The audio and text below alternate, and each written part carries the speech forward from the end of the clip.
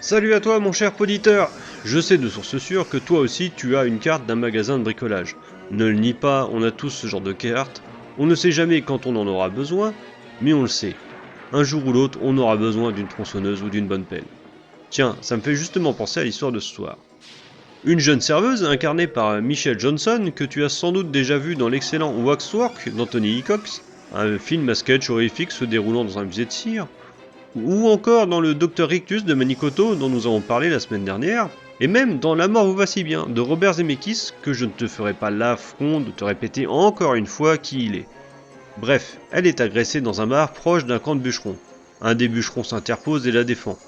Ce dernier, interprété par Brian James, l'inimitable requin de Tango et Gash, la gueule de con la plus célèbre des années 90, a aussi été vu dans Le Bagarreur, Sans Retour ou Les 2,48 heures, tous de Walter Hill, l'autre grand homme derrière les comptes. Et il se trouve que ce bûcheron est le chef tyrannique du camp. Il ne supporte pas que quiconque regarde sa femme et n'accepte aucune autre femme dans le camp. Et comme si cela ne suffisait pas, sa propre femme s'amuse à allumer tous les mâles du camp et surtout le petit nouveau. Et bien sûr, tout cela nous mènera à une escalade de violence dont nous serons les témoins. Toujours aussi délicat, bravo. Je regrette pour le moment, j'ai d'autres projets. Attends un peu, attends. Et si on faisait un tour, hein? T'as 2 minutes de pause, ça suffit pour moi. Et puis t'aurais encore du temps pour remettre du rouge à lèvres après. Alors tu veux... Elle l'a déjà dit qu'elle refusait. T'es sourd ou quoi? Va te faire voir, Dixon. Lâche tout de suite ton couteau. Allez, obéis. T'as envie de te faire tuer de cette façon-là? Je ne recherchais pas un chevalier en armure blanche, mais j'aimais bien les hommes qui se battaient pour moi. Il faut reconnaître que les offenseurs étaient plus fréquents que les défenseurs. Maintenant, tu vas t'excuser. Je m'excuse, madame. Voilà, c'est bien. Et maintenant, il te reste qu'à t'en aller. Cet ivrogne ne vous a fait aucun mal, j'espère. C'est très gentil à vous. Merci. Ah ouais. Est-ce que je peux vous inviter? Allons-y pour la partie technique, et autant vous le dire, j'étais chaud comme... Enfin, ouais, bon, je serai plus jamais très chaud, certes, mais... Bah disons, frais comme un cadavre de la semaine, quoi. Jugez vous-même, Rick Botta à la lumière, tu l'as sans doute déjà vu à l'œuvre sur Le Collectionneur ou L'Arme Fatale 4, et il a aussi réalisé les 3 Hellraiser 6, 7 et 8. Ah oui, merde. Ensuite, à la musique, Brian May, le génial guitariste de Queen. Ah, non, c'est le compositeur australien ici. Mais sans jeu de mots, c'est pas un manche non plus. Il a composé pour Mad Max 1 et 2, Harlequin, Portée disparue 2 et Dr. Rictus, tiens, encore un, décidément, c'est plus un épisode, c'est une réunion d'anciens patients. Au scénario, Richard Christian Matheson, l'auteur de nombreux épisodes de la quatrième dimension et entre autres de Je suis une légende. Ah non, merde, ça c'est son père, Richard Matheson. Ah ouais, Cricri c'est le fiston. Bon, bah il a choisi la même voie. Mais bon, comme nous l'a prouvé récemment un certain Nicolas, lui aussi fils d'eux, le talent n'est pas héréditaire. Et le réalisateur Russell Mulcahy, à qui l'on doit Highlander et sa glorieuse suite, Razorback et son cochon géant, mais aussi The Shadow, un bon petit pulp très fréquentable. Plus tard, il commettra aussi Resident Evil Extinction et ses corbeaux numériques, Le Roi Scorpion 2, qui se passe de commentaires, ou encore Fait leur vivre l'enfer Malone, sorte de sous-Sin City fréquentable avec un pack de bière assez costaud. Ouais, bon, ok, c'est assez aléatoire, mais il y a du fun quand même. Tout ça, ça m'a un peu refroidi. On pourrait presque m'embaucher pour jouer Jack dans Titanic 2, le retour. Ton petit déjeuner est prêt. Mais qu'est-ce que c'est que cette tenue? Pardon? Qu'est-ce que vous avez à regarder? Je te défends de venir ici, est-ce que tu as compris? Tu te rends compte de ce que tu risques? Oh, je trouve que tu exagères, Steve. Écoute, quand je dis quelque chose, obéis sans discuter, je veux t'éviter des remarques qui te gêneraient. D'accord, je ferai ce que tu diras. Quand vous la voyez, j'attends de la retenue de votre part. Je ne veux pas de remarques grivoises ou de gestes obscènes quand elle est là. C'est trop marrant. Il devait pourtant savoir qu'à l'époque, on lui offrait un verre.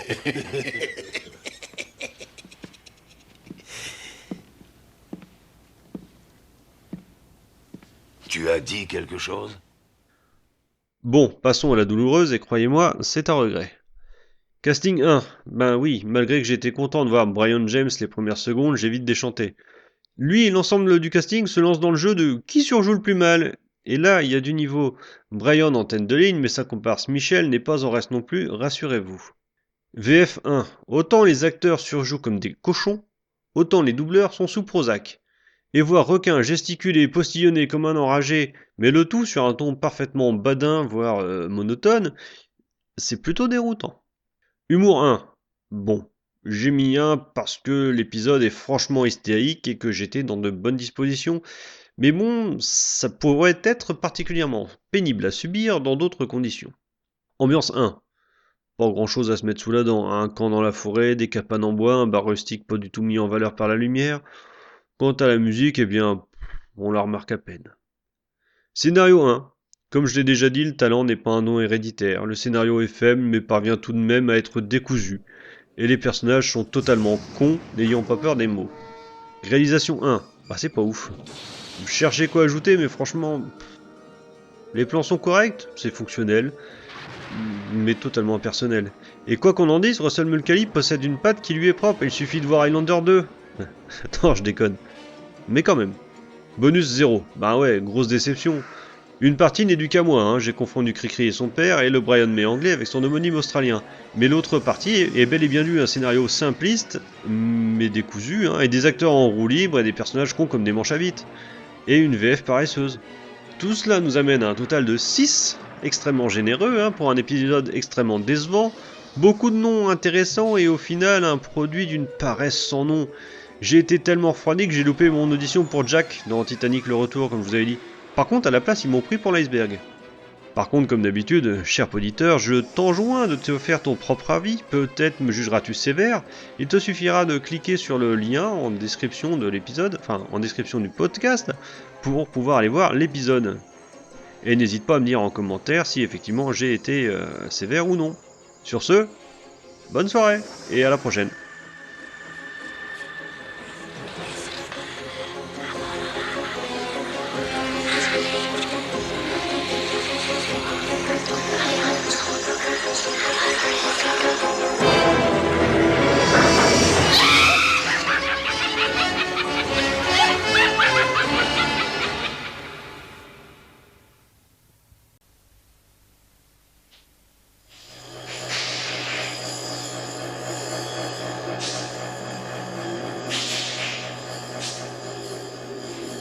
Un bel ouvrier doit avoir de bons outils, vous connaissez le dicton, et je suis bien d'accord.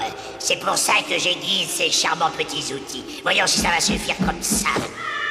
Oui, apparemment, ça peut tuer n'importe qui. Le conte de ce soir concerne une jeune et jolie femme qui découvre vite l'ennui mortel du mariage. La vie lui avait pourtant prouvé qu'un homme bien était dur à trouver, mais elle va découvrir qu'il est très facile à découper. Je crois que ce qui suit va vous prouver l'avantage du matériel moderne. Voici le sacre de la tronçonneuse.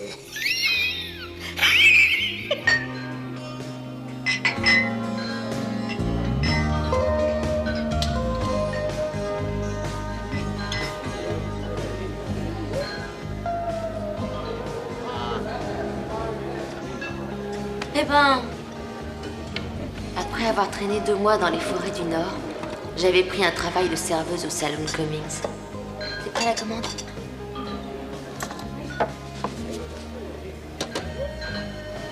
Je voulais économiser de quoi payer mon billet de bus pour partir. Mais l'argent était très dur à gagner. Et le peu que j'arrivais à empocher, c'était grâce à des petits extras. 3 tournées en 25 minutes. Vous prenez tout votre temps ce soir. C'est mauvais pour le commerce. Dis donc, t'as jamais pensé à faire le tapin? Ah, je croyais que c'était ce que je faisais. Ça m'excite. Je fais une pause, Ray. Hey, tu viens dans mon camion? J'ai un chargement de peau. Tu sais que ça sent mauvais quand on s'allonge dessus. Bah quoi, alors tu veux pas? Il m'arrive de rendre service de temps en temps, mais je ne veux pas en faire une habitude. Non, qu'est-ce que tu racontes? Si je te faisais voir suffisamment, je sais très bien qu'on finirait très vite dans le camion. Toujours aussi délicat, bravo. Je regrette pour le moment, j'ai d'autres projets. Hey, attends un peu, attends. Et si on faisait un tour, hein? T'as 2 minutes de pause, ça suffit pour moi. Et puis t'aurais encore du temps pour remettre du rouge à lèvres après. Alors tu veux... Elle l'a déjà dit qu'elle refusait. T'es sourd ou quoi? Va te faire voir, Dixon. Lâche tout de suite ton couteau. Allez, obéis. T'as envie de te faire tuer de cette façon-là? Je ne recherchais pas un chevalier en armure blanche, mais j'aimais bien les hommes qui se battaient pour moi. Il faut reconnaître que les offenseurs étaient plus fréquents que les défenseurs.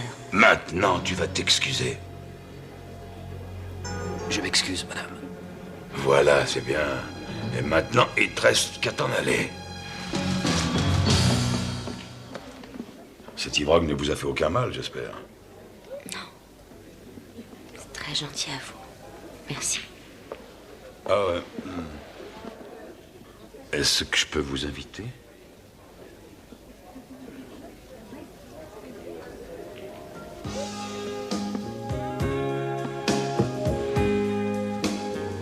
Après 2 ou 3 verres et quelques danses bien lentes, il m'a demandé si j'acceptais d'être sa femme. Il disait qu'il avait de l'argent et qu'il s'occuperait bien de moi. J'ai apprécié qu'il ne parle pas d'amour. Ça faisait longtemps que je ne croyais plus les hommes qui en parlaient. Ils mentent toujours. Je me suis dit, et pourquoi pas après tout? Et je lui ai répondu oui.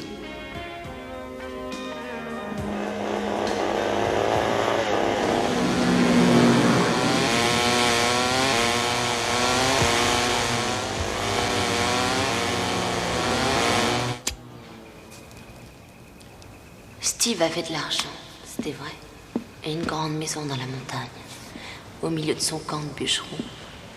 Il faisait l'amour comme un homme des montagnes, et j'aimais bien ça, je dois le reconnaître. Et quand il est parti au travail, le premier matin de ma nouvelle vie, je me suis dit que j'allais pouvoir être enfin heureuse.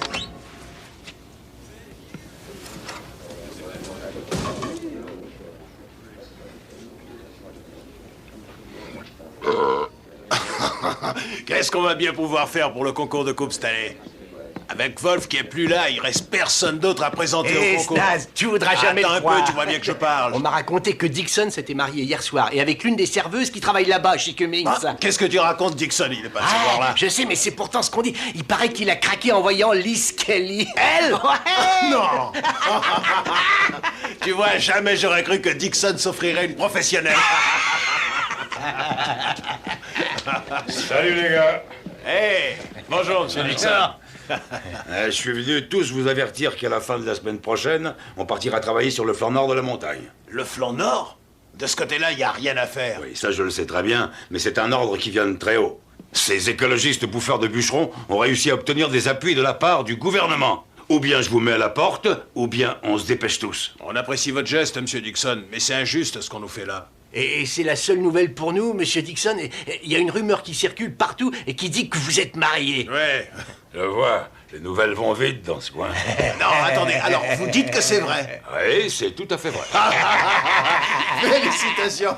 Alors ça va mettre fin à l'interdiction de la présence des femmes. On apprécierait tous une petite mignonne auprès de nous pour nous tenir compagnie. Ah non, l'interdiction tient toujours. Aucune fille ne peut venir ici à part ma femme. Les femmes poseraient des problèmes dans ce genre d'endroit. Les femmes, elles posent toujours des problèmes. T'es là, chérie? Je te cherchais partout. Ton petit déjeuner est prêt. Mais qu'est-ce que c'est que cette tenue? Pardon? Qu'est-ce que vous avez à regarder? Je te défends de venir ici, est-ce que tu as compris? Tu te rends compte de ce que tu risques? Je trouve que tu exagères, Steve. Écoute, quand je dis quelque chose, obéis sans discuter, je veux t'éviter des remarques qui te gêneraient. D'accord, je ferai ce que tu diras. Quand vous la voyez, j'attends de la retenue de votre part. Je ne veux pas de remarques grivoises ou de gestes obscènes quand elle est là. C'est trop marrant. Il devait pourtant savoir qu'à l'époque, on lui offrait un verre.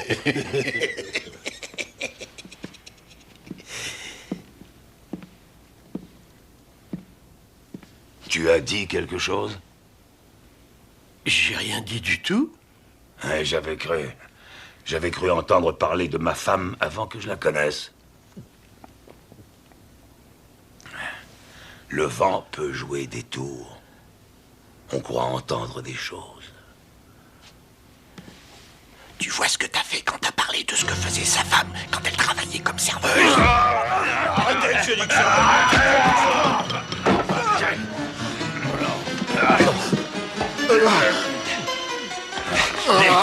Allez, vas-y, dis ce que ma femme faisait. Allez, dis-le. Hein? Allez. Monsieur Dixon, il peut plus respirer. Ne le tuez pas, il plaisantait. Ça lui apprendra à dire du mal de ma femme. Est-ce que la leçon est assez claire? Assez parlé. Allez au travail. Ça va? Les hommes sont bizarres. Quand ils ont envie de vous la première fois, ils se fichent de ce que les autres peuvent penser de vous. Mais dès qu'ils vous ont épousé, ils veulent que vous vous conduisiez comme la mère supérieure d'un couvent. Tu veux me dire pourquoi tu as fait ça? Je ne veux pas qu'il parle de toi sur ce ton-là. Tu es ma femme. Est-ce que tu l'oublies? Tu as peur que l'un d'eux me fasse l'amour mieux que toi?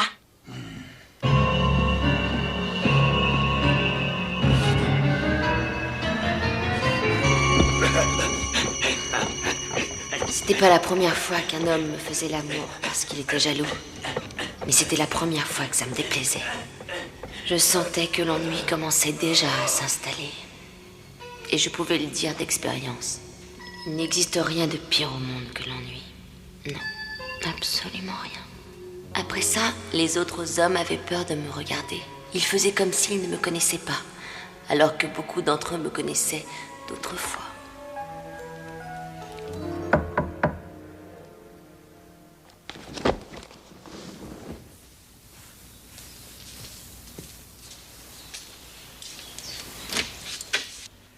Excusez-moi de vous déranger si tôt, madame. Je m'appelle Ted Morgan. Et je cherche du travail. J'ai une tête à tenir un bureau de placement. Non, madame. Non, vraiment pas. Je suis un excellent bûcheron. Et... Qui c'est? J'en sais rien.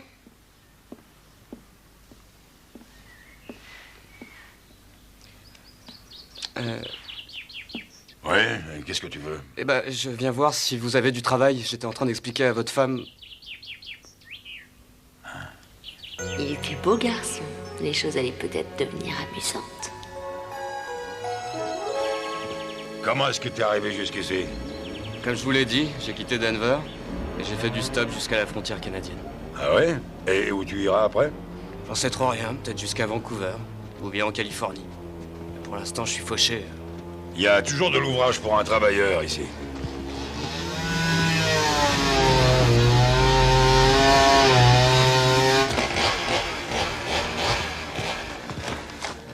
Fais voir ce que tu sais faire. Excusez-moi, mais j'y connais rien aux tronçonneuses.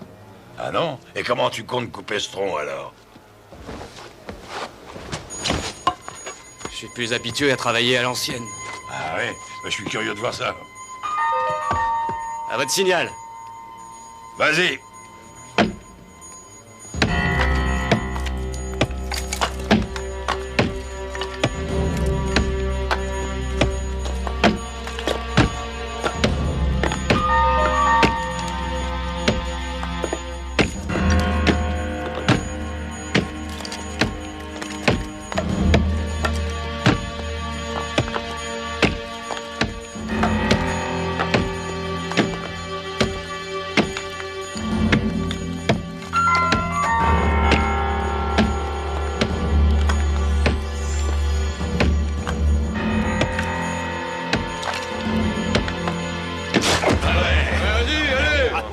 Ça, les mecs. Bravo. Pas mal, ça.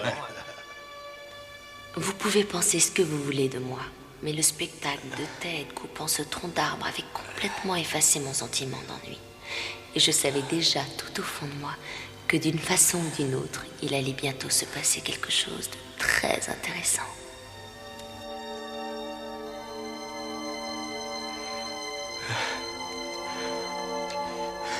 Alors, qu'est-ce que vous en dites, monsieur Dixon? Ah, tu te défends. Il se défend, mais vous rigolez ou quoi? Il manie la hache comme pas deux. Ouais, c'est le plus rapide que j'ai vu depuis longtemps. C'est parfait, on vient de trouver celui qu'il nous fallait pour le concours. Et il est bien capable de le gagner en plus. Vous croyez pas, monsieur Dixon? Qui vous a autorisé à arrêter le boulot? Reprenez vite votre travail. C'est pas l'heure de la pause. Attendez, monsieur Dixon, qu'est-ce qu'il y a? Où est le problème? Je te préviens, Snaz. Reprends vite le travail ou fiche le camp. Si tu veux, tu peux rester. Et je veux que tout soit clair. Si tu t'entraînes, prends-le sur ton temps, pas sur le mien. Si je paye quelqu'un, c'est pour travailler. Des problèmes? Pas de problème, monsieur.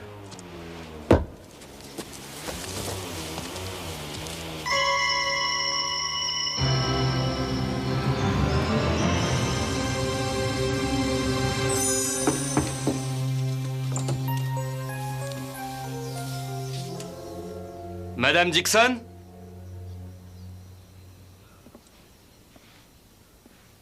Vous êtes là? Madame Dixon? Oui, qui est là? C'est Ted, madame. Vous vouliez que je vienne bouger un meuble? Pardon, je vous entends mal. Montez, je suis là-haut.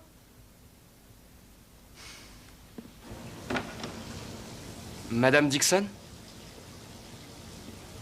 Vous êtes là?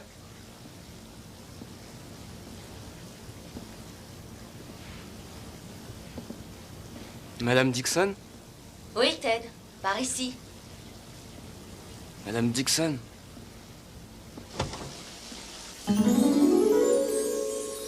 Oh, excusez-moi, je suis désolé. La serviette est accrochée trop loin. Passez-la moi, s'il vous plaît.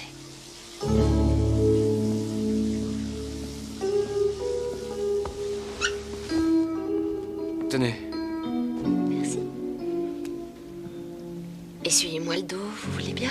Oh, je crois que je devrais m'en aller, Madame Dixon. Lise. Il n'y a personne en dehors de nous.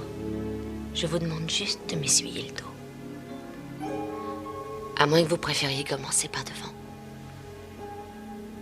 Oh, d'accord, comme vous voulez. Bon, alors le dos. Écoutez, je repasserai tout à l'heure, ça vaudra mieux. Monsieur Dixon n'approuverait pas. Moi, ça m'est égal. Pas vous?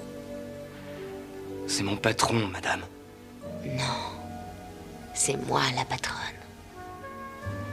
Rappelez-vous toujours de ça.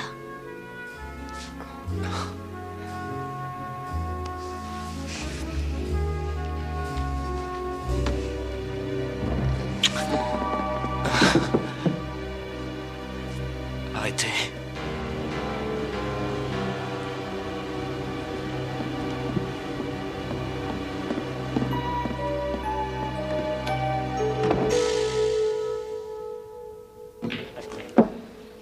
Je sais plus quoi faire.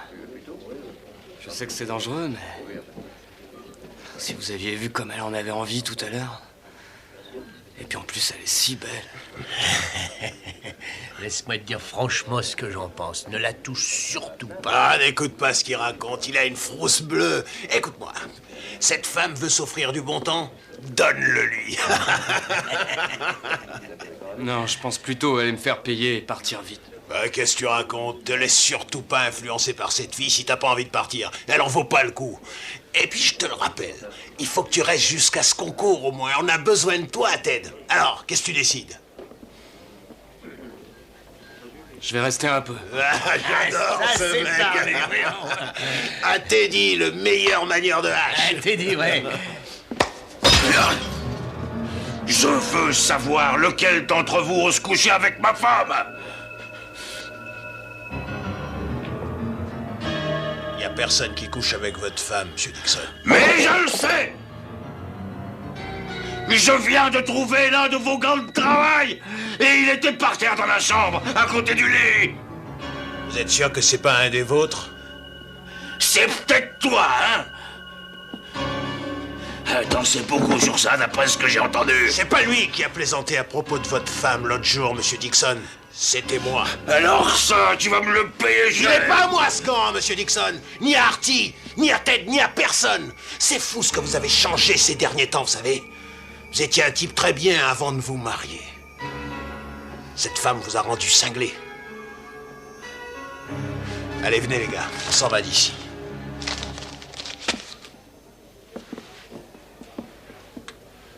Et si on allait prendre un verre au loup bleu? Ouais, si c'est encore ouvert. Moi, je vais vous laisser y aller tout seul. Ah oui, bah pourquoi? Je dois filer d'ici au plus vite. Ou bien ça va très mal finir.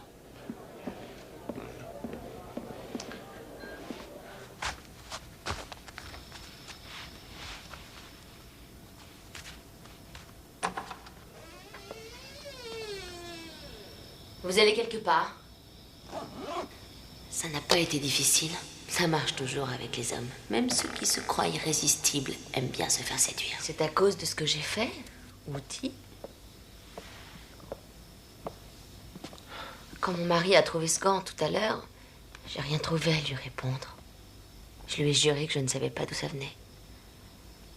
Mais il n'a pas voulu me croire. Non, Madame Dixon, pas ça. C'est pas si terrible ce que je demande. Tu veux que je lui explique que c'est ton gant? C'est ça que tu veux? Attendez, c'est dangereux. Ah non, il est allé faire un tour en ville. Ça nous laisse tout le temps qu'on veut, t'inquiète pas. Et ça fait trop longtemps que j'attends. Non, il faut pas. Je fais ce que je veux.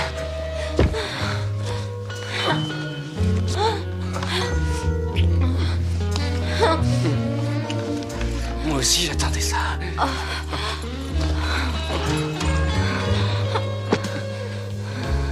Tu ne regretteras pas. Oui, oui. Oui, Ted, vas-y. Oui, continue.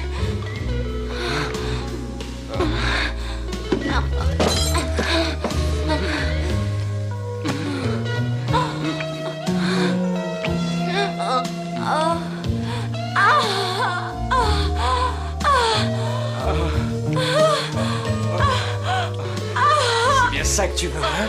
Ah, t'en es sûr? Oui. Oh, oui. Oui. Ah oui, je le savais que tu me trompais. Non, je voulais pas. Il m'a obligé. Attendez, c'est pas vrai. C'est elle qui est venue et qui m'a...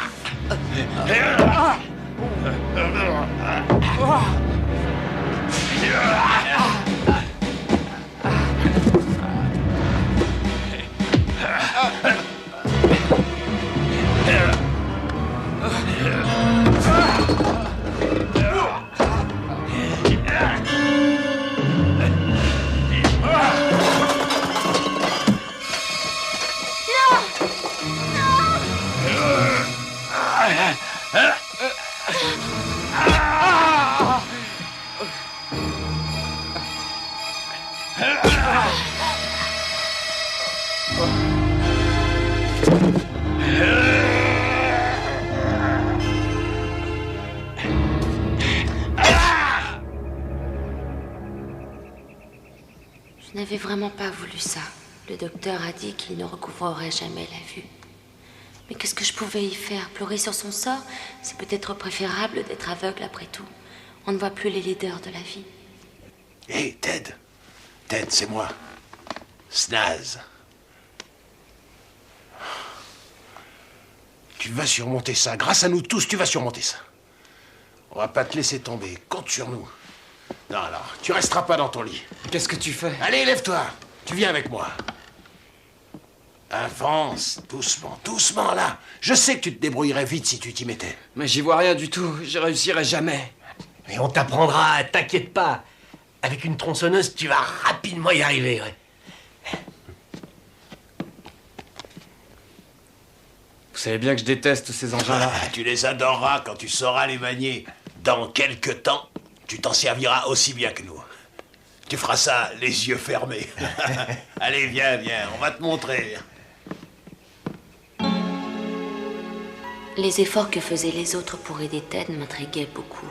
Ils prétendaient que c'était pour le concours par équipe à la fête annuelle des bûcherons. Ils avaient vraiment rien de mieux à faire. Et voilà, t'as plus qu'à essayer. Ouais, vas-y. C'est ça. Oui, c'est bien comme ça. Vas-y, Ted. Tu peux le faire.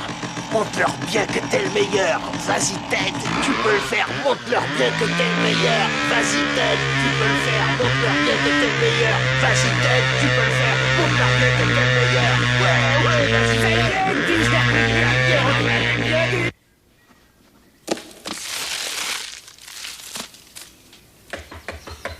Ouais, qu'est-ce qu'il y a? Monsieur Dixon, Ted voudrait vous faire voir ce qu'il arrive à faire. Dis-lui d'aller se faire voir. Votre présence est indispensable, monsieur Dixon. Alors, Ted, ça te plaît? Oui, c'est pas si mal après tout. On te l'avait bien dit que tu y arriverais, hein. On t'a préparé 2 jolis troncs pour t'entraîner. Oui, amène-moi devant.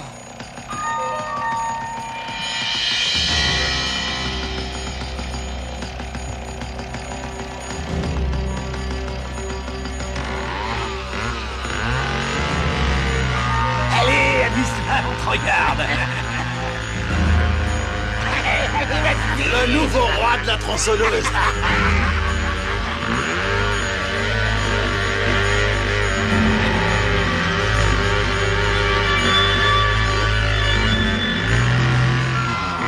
Ouais, c'est bien, Ted. Allez, t'es le meilleur. T'es vraiment le meilleur.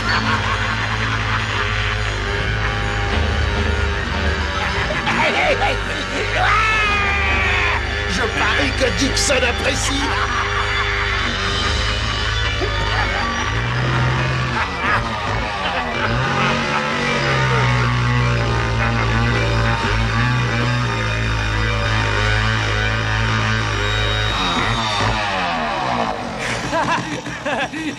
Eh les gars, ça me plaît la tronçonneuse. À l'autre maintenant.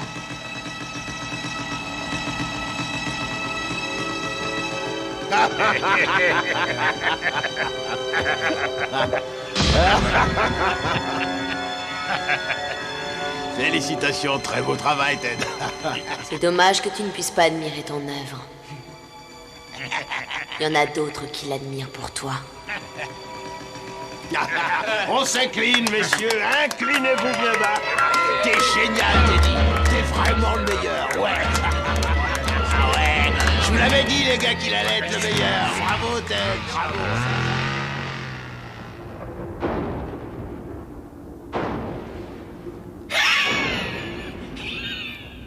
Vous voyez jusqu'où peut mener la jalousie. Ça finit toujours très mal. Oui, c'est difficile de trouver un bon mari, en particulier quand il a été découpé en petites rondelles.